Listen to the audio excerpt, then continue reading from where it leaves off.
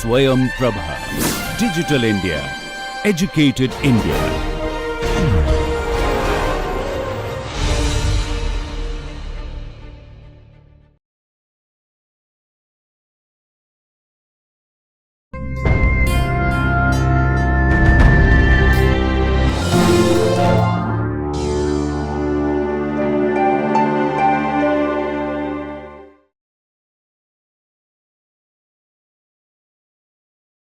Good morning. So, today is a mixed bag of vocabulary. We have been doing plenty of vocabulary for the past 2 weeks, and today is the last edition in vocabulary practice. I hope you have benefited from that. You have found it useful. What I am going to do today is do some abbreviations. I have written them down over here. You can look at that. Ad lib, CF, et al, FV, IB, ID. I'll explain that to you, a list of that. Some foreign words which I may not have covered. If I have covered some of them already, don't panic. It's just a good thing to revise and understand them better and use them in your own context. Some confusable words, words which you can get confused in, pair of words, and then some uncommon words also. I'll also give you some practice in making suffixes, especially making adjectives using certain suffixes. Okay, we have already done suffixes, so please practice. So, this is what we are going to do. We will be starting with grammar next week, and in the subsequent few hours, we will be doing plenty of grammar. Okay, grammar, the kind of grammar that I am going to do, perhaps you have done already in your school at some level, but it wouldn't hurt to revise that. So, that would be the plan for the next few weeks. So, let us start with abbreviations now. Most of these abbreviations are of Latin and French origins. So, ad lib, the full form is ad libitum, which means without advanced preparation. Now, very often you must have come across people who you just ask and them to make a presentation or a lecture, and many people are very nervous of public speaking, but some people are not. So, we said, you know, he just ad libbed. There was no advanced preparation, but he ad libbed his way through the entire lecture. So, that is what we mean, and it's a very good word. Sometimes we learn that about actors also. They ad lib, they don't believe in too much rehearse, they improvise. Okay, so doing something without advanced preparation, but that doesn't mean they are careless or irresponsible people. They can do that. That's a God gift, a natural gift to be able to ad lib. It's a very good skill. CF is confer, it's check with, compare. Now, people who write thesis, advanced level of writing, you know, things that get published or it's done for academic writings, etc., they must have come across these terms like CF, IB, ID, LOC, LOCSIT or whatever, or NB, QV. So, these are of interest to such people. So, you can compare, you can confer. So, these words come in a bracket, for example, compare this, confer. Et al is et or alia, ETALIA, French word. So, et al and alia, which means and others. Many a time there are too many authors of a journal publication, but there is only one main author. So, let us say R.K. Gupta, and then there are a couple of more writers. So, we take the first author and et al, R.K. Gupta et al. So, these people have contributed. So, et al means and others, but there is only one main major author. FV is folio verso, which means look on the back of the page, FV. IB is ibidum. Again, it is used in academic context. It means in the same place, on the same page. and ID is idem, the same author. Okay, so we don't use the, if we are quoting perhaps the same authors, Salman Rushdie, Arundhati Roy, we are not going to mention a list of their books one after the other. We can always use ID, which means same author. Infra, INF stands for infra, which is below. There is also a word called infra dig, considering people below you. Infra also means look at something at the bottom or below. Loxit is loco citato, in the place cited. It is used sometimes in place of ibid. Okay, when the reference is not only to the work but also refers to the same page. So, loxit. NB is nota bene, NOTABENE, which means note well. It has to be. So, sometimes we end a mail, NB. Okay, please note that this is NB is nota bene, note well. This is not just an afterthought, but to draw more emphasis or attention to something. Note that this is important. QV is quodvid, QUODVIDE, which means look this up. You may want to have more information, or perhaps, yeah, I keep telling you all the time, look this up. I give a vocabulary or a grammatical sentence or something to some information, and I always ask you to look this up. Code vid. SUP is supra. Infra is below, supra is above. It's an antonym. So, infra, supra.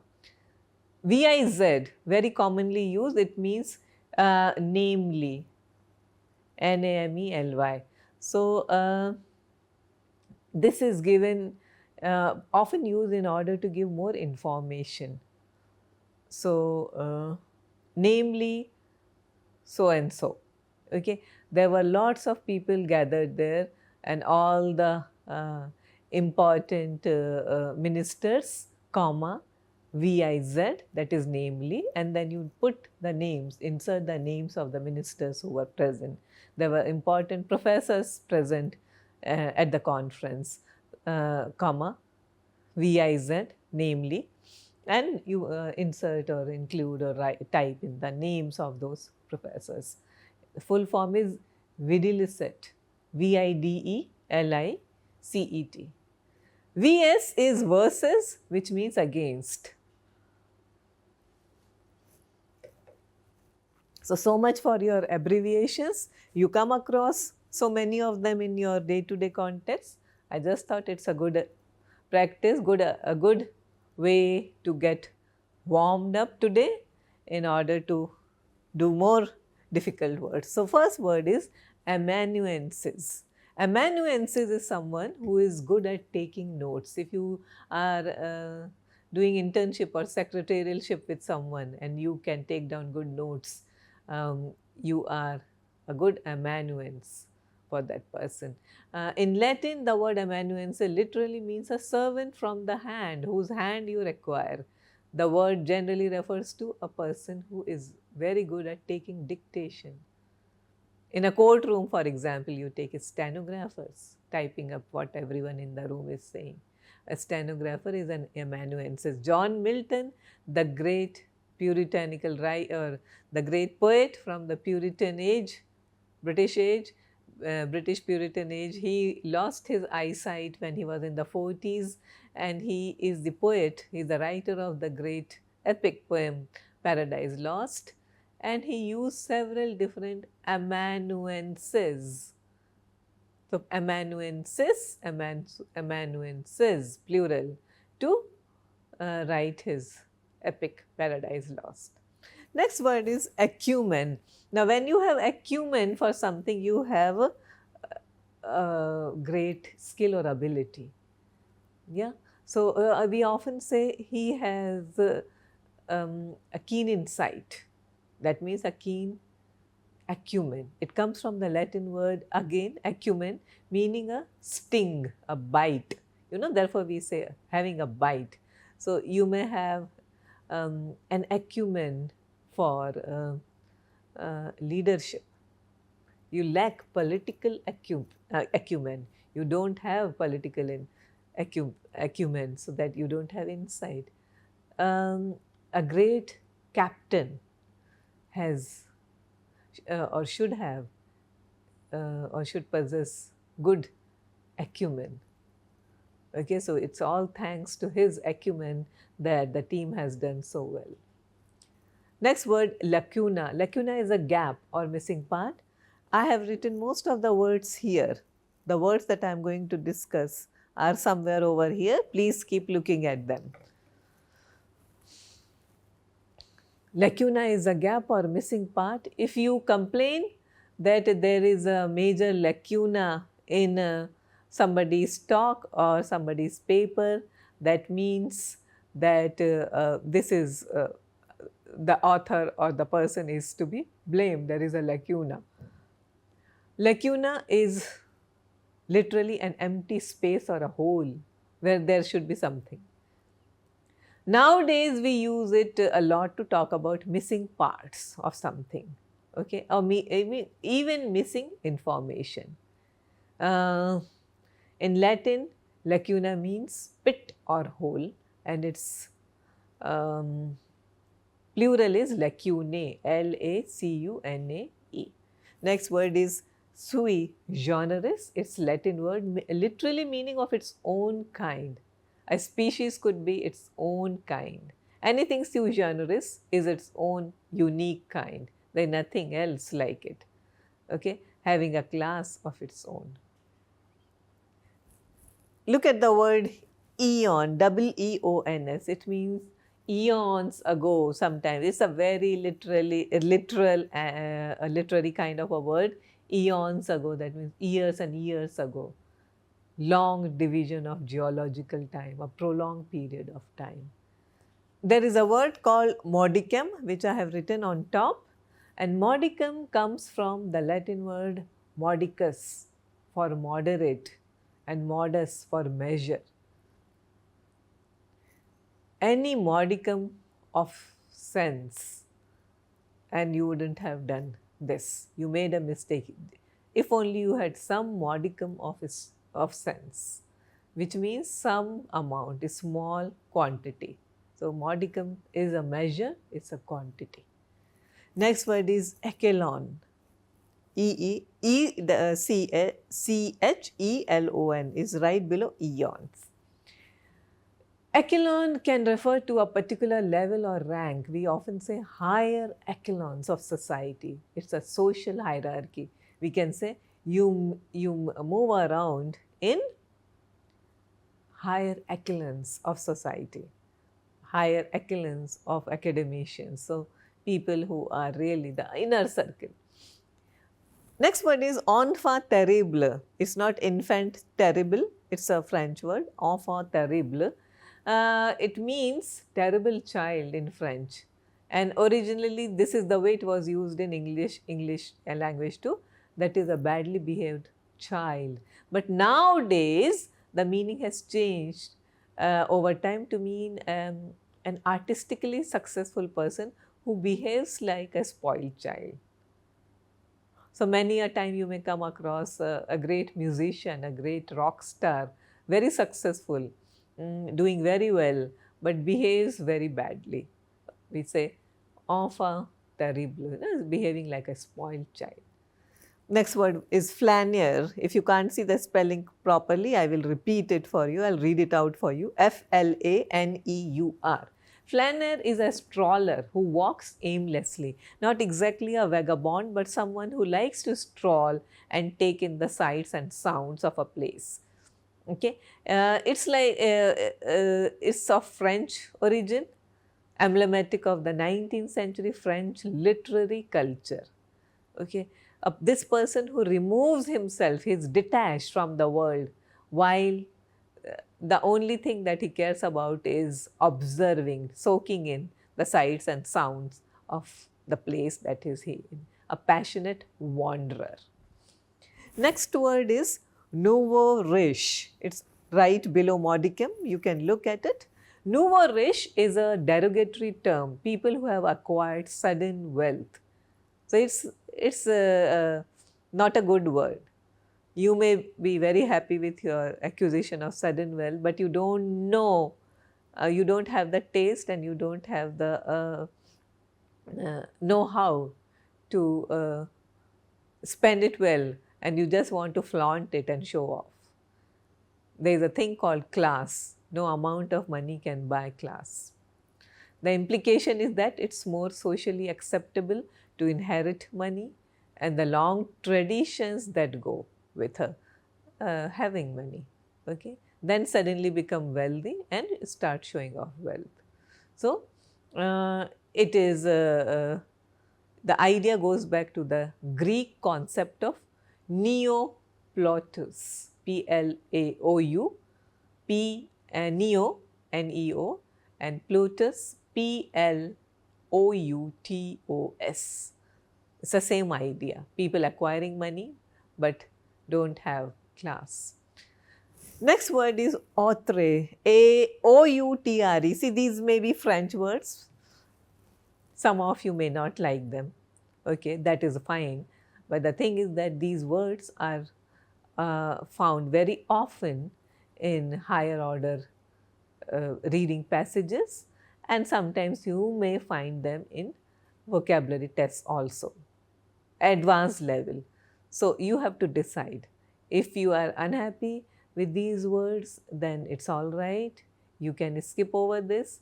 But I'm very sure that there is a section of audience who may enjoy this.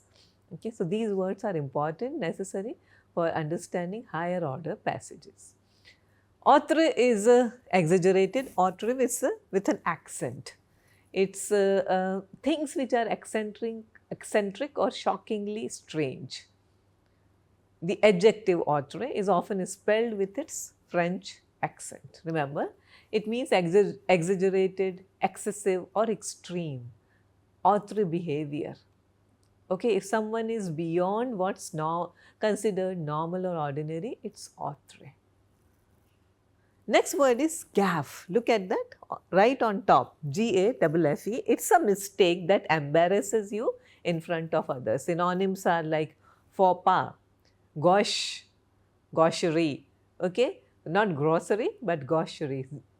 Awkwardness, Gaucheri.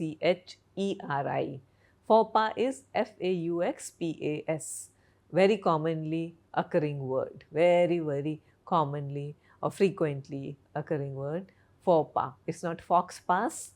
Fauxpas. Faux pas. It's gaffe is also in ordinary terms a bloomer or a blooper or a blunder. Okay, so it's an embarrassing mistake. Melange is a mix, it's a combination. Okay, it's a combination of everything, perhaps fashion, perhaps music, perhaps people, mix of people. Yeah, collection containing a variety of sorts of things. Melange. Okay, we often say it can synonyms can also be assortment, miscellaneous, mixed bag, which is what we are doing today. Melange, yeah, of vocabulary. Mingle, odds and ends. Okay, so salmagunde. Salmagunde is a very good word and it may also appear now and then. So don't get confused. What is salmagunde? Salmagunde. Mishmash, hodgepodge, motley. Okay, a variety, a smorgasbord. So all these are words which suggest a variety, a mix. Farrago, Farrago. Okay, so all these lead to melange.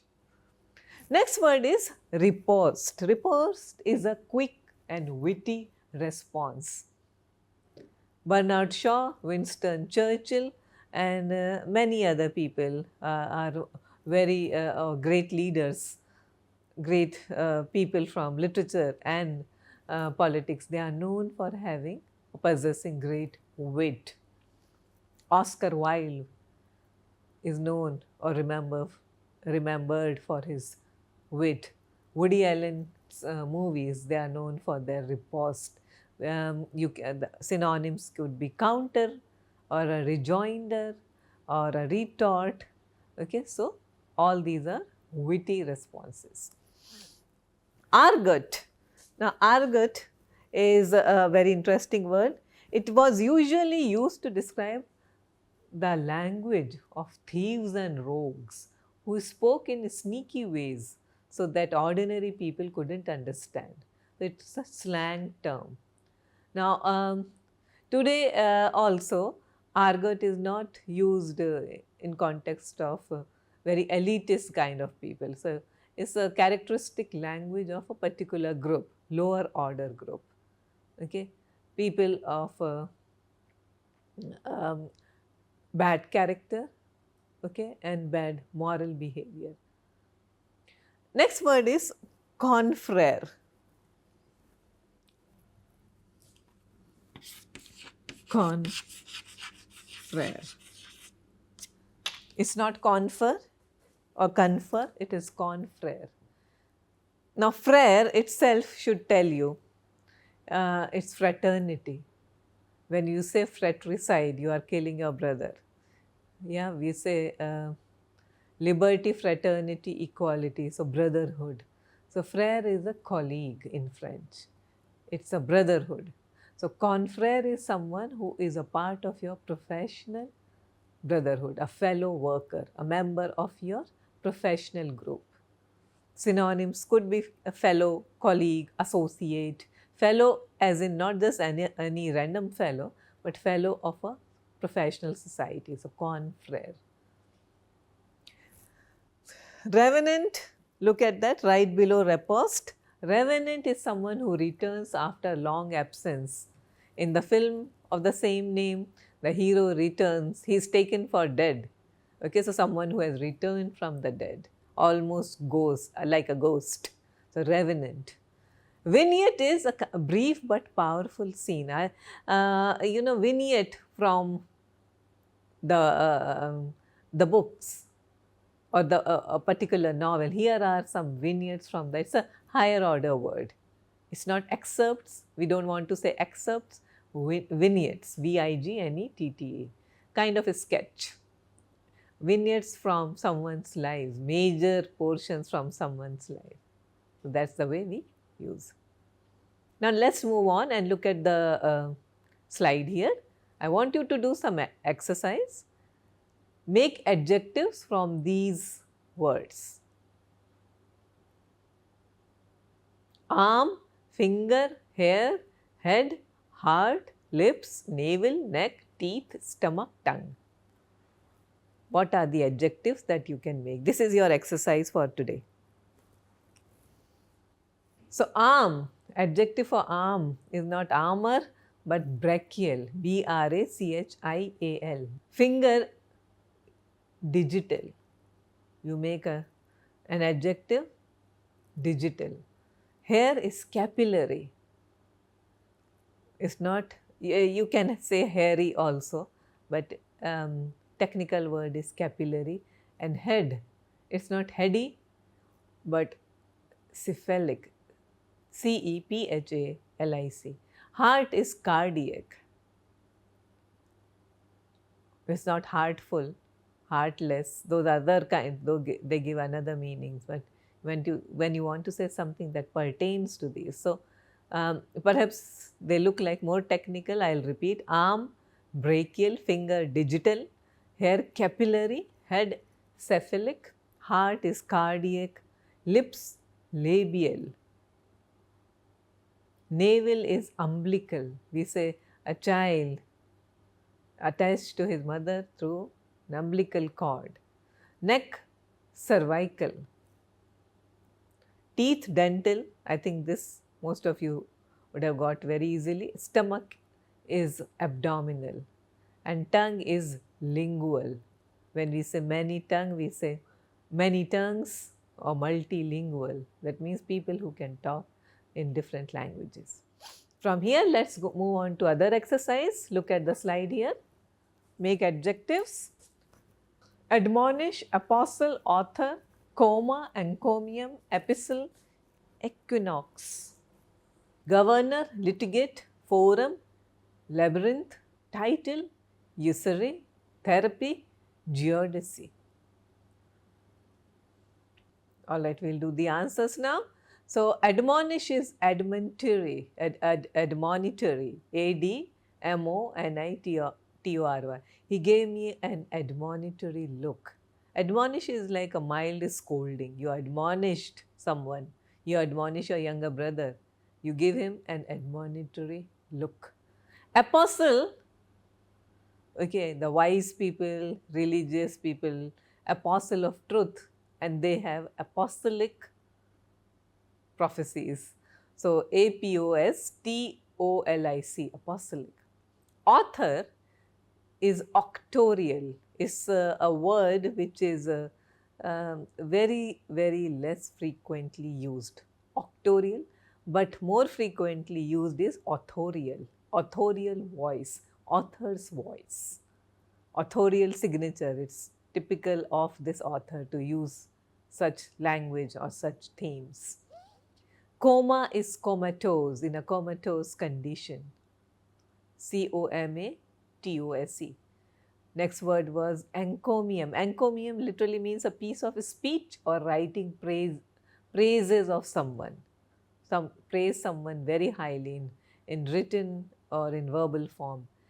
Adjective is encomiastic. So, encomiastic piece of writing. Next word is epistle, is a letter, and epistolary is the style. So, EPISTOLARY, it's an epistolary style of writing. Equinox is a geological time and a geographical time, and equinoctial. Equinoctial is the adjective. From governor, we get a word which is not very frequently used, gubernatorial.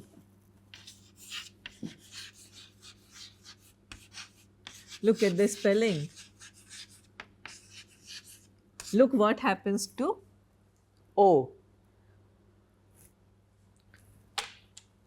O is transformed into an U, gubernatorial. GUBERNATORIL. Litigate literally means to resort to legal course to settle a matter. Legal course.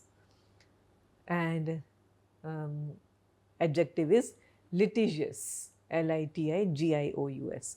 Forum is forensic, and labyrinth is labyrinthine. Title is titular, TITULAR, and usury is usurious.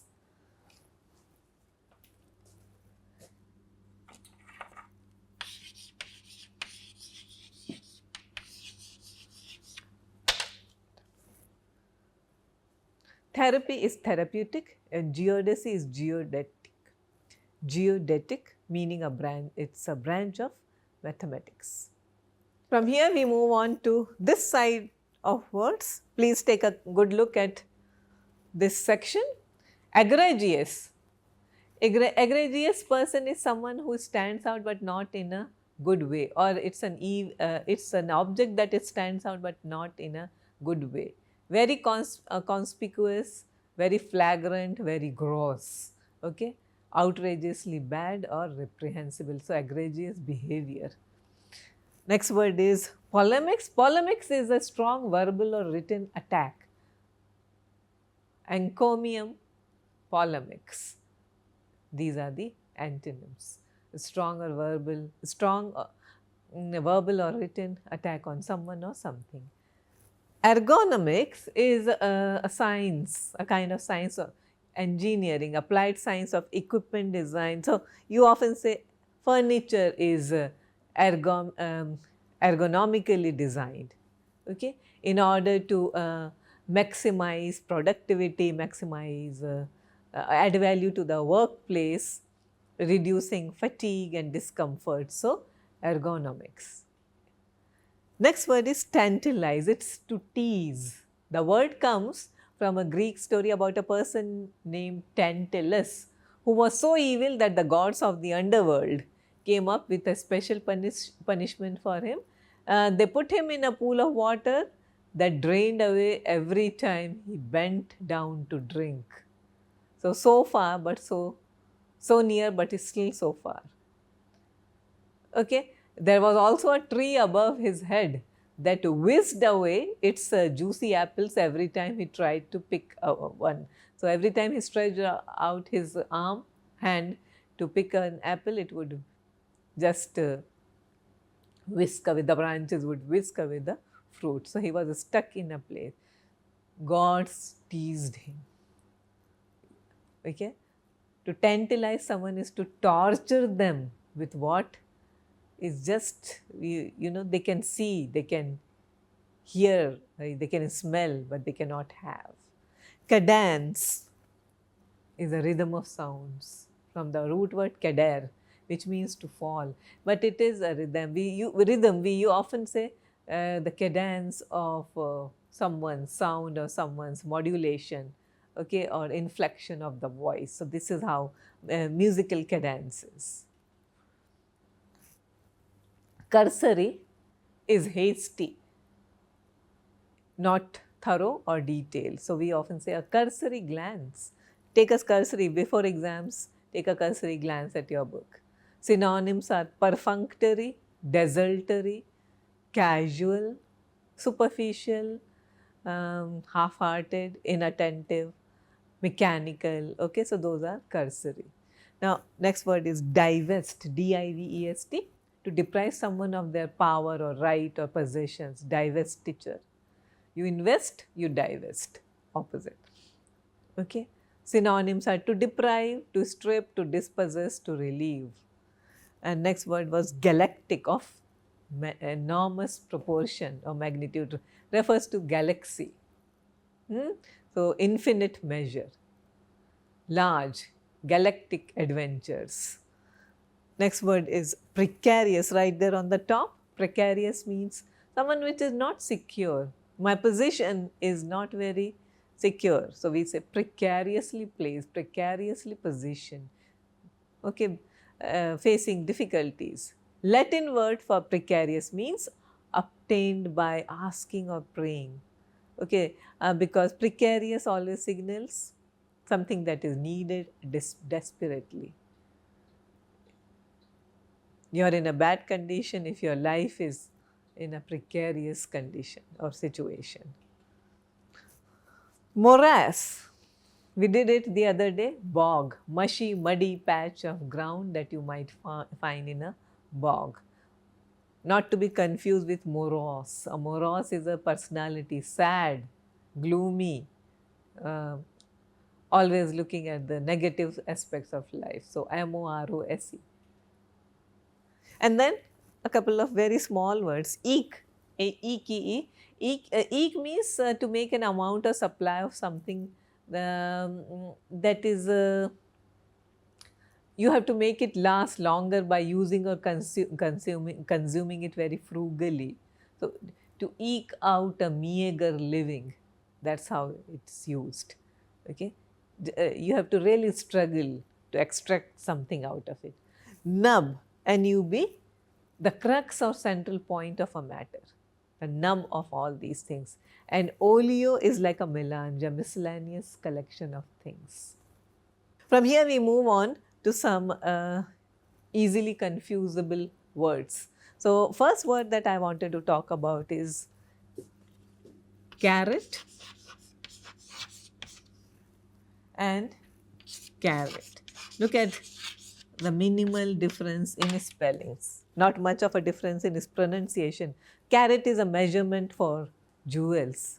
Diamonds are measured in carats. Okay, and carat is a mark used by CRET, by an author or editor, to indicate where something is to be inserted into a text.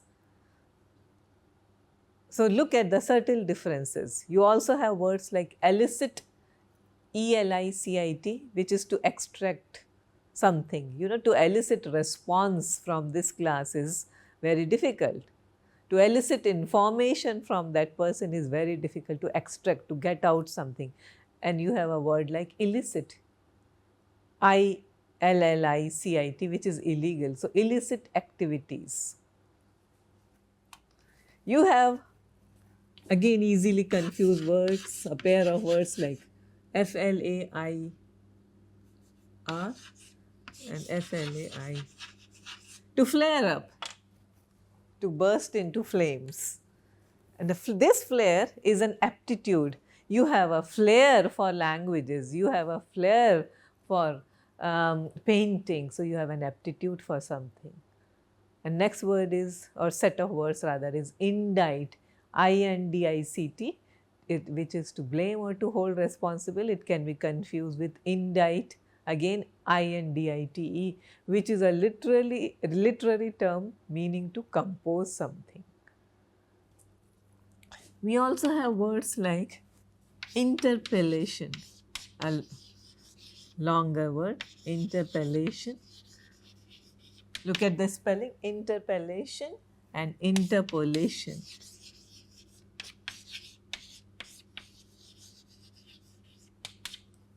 Interpellation and interpolation. First one, interpellation, is to call for a statement or something that a government official explains, some act or policy. In other words, interposing an action or remark that can interrupt a state of affairs. To call out for a statement, you have to explain something. So, you are interposing or interrupting something. So, it has a political context. Interpolation is inserting a remark into the body of a text. You interpolate something. Okay. And next word, actually it's a group of words. Look at the spelling, PLATE, okay, then PALETTE, okay, and then you have PLLET. This is the roof of your mouth, palate, PALATE. PALETTE is artist's mixing board. You must have come across artists use their palettes. And last, PLLET is like a hard substance, particularly mattress. And this is a bit of homework for you. Please take a look at this particular slide before I wind up today's class. And this is do it yourself. Look at the list. Find as many words and meaning of these prefixes. Prefixes are opposites of suffixes. Suffixes come after, prefixes are added before a word. So, auto, crypto, quasi, neo, pseudo, phil. What are these? What do they stand for? Phil actually can be used as a suffix also. Thank you very much.